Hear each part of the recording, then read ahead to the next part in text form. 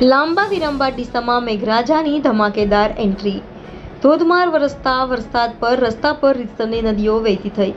અનેક નીચાણવાળા વિસ્તારોમાં પાણી ભરાતા લોકોને અવરજવર ભારે હાલાકીનો સામનો કરવો પડ્યો. ડીસા આજુબાજુના ગામડાઓમાં સારો વરસાદ થતાં ખેડૂતોમાં ખુશી જોવા મળી હતી. સારો વરસાદ વરસતા ખેડૂતોએ વાવેલા પાકને જીવનદાન મળ્યું. સારા વરસાદને કારણે વાતાવરણમાં ઠંડક પ્રસરી. રિપોર્ટર નગીન સુંદેશા સાથે ઇન્ડિયા 24 ન્યૂઝ ડીસા.